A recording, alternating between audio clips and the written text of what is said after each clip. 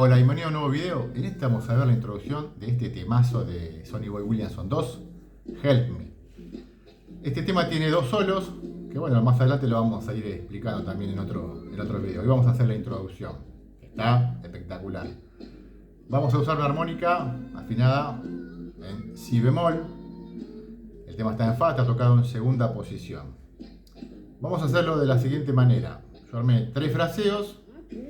Lo voy a ir tocando de forma lenta para que lo vayan viendo y van a ir viendo todas las anotaciones que van, a medida que yo voy tocando, van saliendo la anotación.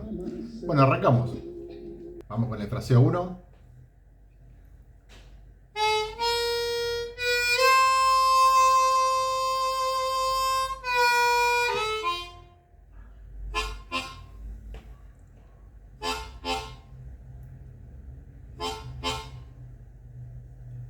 Vamos con el fraseo 2.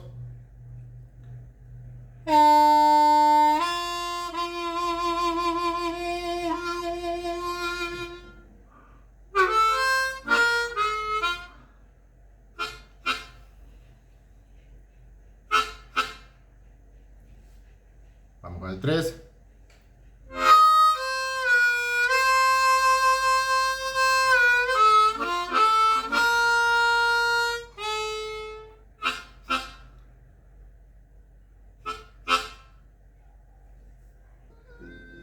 Bueno, ahí vimos los 3 fraseos.